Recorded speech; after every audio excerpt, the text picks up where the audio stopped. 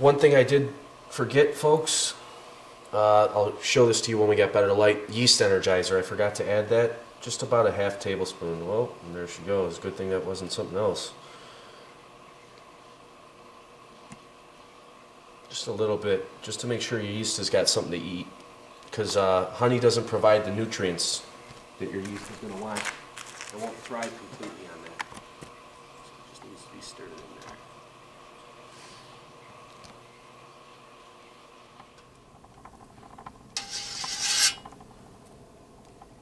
So what does that settle on the top, Sean? Is that some of the wax from the honey? Yeah, it's, I guess they call it wax or proteins as well, which can cause it to take longer time to clear out at the end of fermenting at the final stages. Just kind of impurities in the honey. Yeah, exactly. Just some junk that sits up at the top, you know.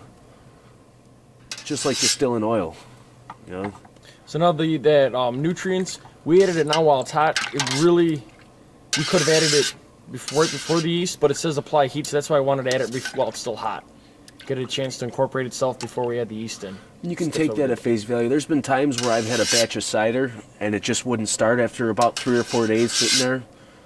You throw in a half teaspoon a gallon of this nutrient, and within a few hours I had activity. The airlock was bubbling away. So we're going to let this sit a little bit while longer to cool. I'll catch you in a few. Alright, we are right around between 70 and 80, 75, 76. That should be right around okay to pitch the yeast at. So what we're going to do is take our starter that we had started over here earlier.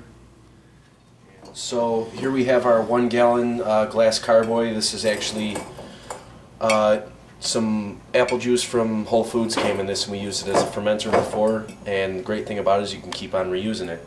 So we're going to take our yeast starter that we started before we got the honey rolling,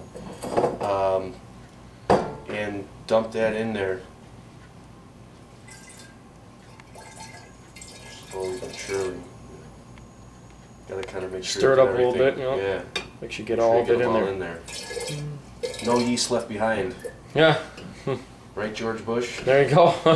Alright, so now we have this. We're going to take it over the sink. You don't want to pour your must into this over your floor. You're going to end up getting it all over the place. Your wife, your mom, your cousin, they're going to be all upset with you. Okay, usually you should use a funnel, but oh, seasoned veterans. Yeah, precision pouring is all you really need. Dump this right into your carboy, your fermenter, whatever you're going to use, bucket. And the last time we tried to pour it over the water bed, it didn't work out too well. So that's why we do it over the sink. Yeah, exactly, exactly.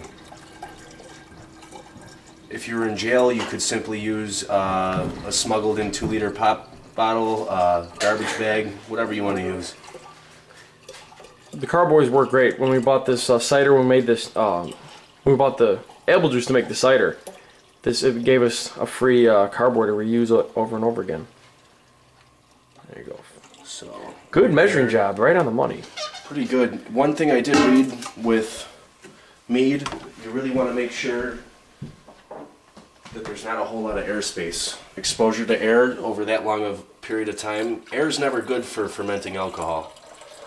So just a little bit more of this filtered water. Basically, the water you're adding is probably stuff that cooked off when we're boiling it. Exactly, it's cook off. So it's spaced, right back to where it came from. So there we go. That should be good. You also want to leave a little bit of head space for blow off, because once this stuff starts fermenting, you're going to be producing all kinds of foam and good stuff like that.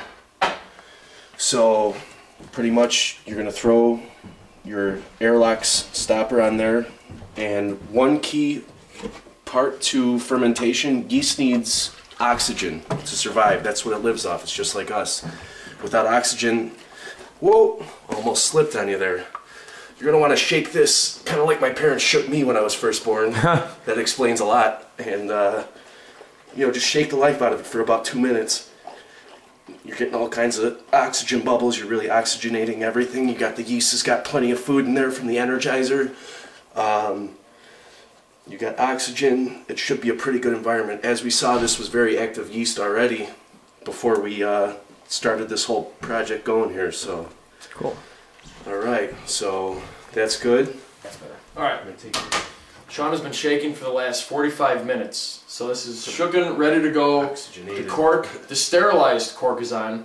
Don't forget, we've had that problem a couple times in the past. Make sure you sterilize the cork, even though you don't use it to the very end. It's true. Sterilized. Fully sterilized, shaken up, ready to rock and roll. We have our airlock filled with water, which is also sterilized. Pop that in there. A whole key to this airlock. If you don't have one of these, you're trying to do a simple setup. You can also use a balloon. The whole point of it is to let the CO2 that the yeast, after eating the sugar, lets that out without letting oxygen in, which is going to ruin your brew. Exactly. So, and another thing that another little tidbit we've learned over the past few batches is, as soon as you're done, don't wait till after the next beer. Don't wait till tomorrow. Don't wait till next week. Label it now. Label the name of it and the date. And even if you want to throw in the ingredients, if you have a lot of different ones going, just because a month down the road you're going to have all these jugs sitting in your basement, if it's anything like us, and we don't know what's what. So we're going to write on here, Mead. Today's date, what is today? And then today? Today is February 2nd. February 2nd. Groundhog Day, but over here in the Midwest, the poor groundhog was buried under 6 feet of snow, so he didn't see any shadow there.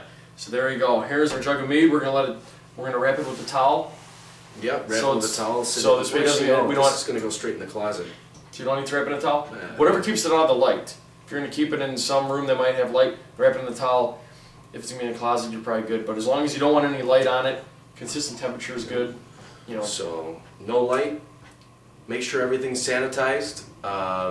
Do a little reading before you attempt this. It's very simple, ladies and gentlemen. You'll figure it out. So we're going to get back to you with part 2, probably, how many? About a month and a half to 2 months. We're going to see how the fermentation based off the bubbling. So between 1 and 2 months, we'll probably do part 2. You let it ferment dry until there's no airlock activity. Yeast is eating every bit of sugar in there, and then you're going to rack it to a secondary. There you go. So we'll get back to you at that time in May.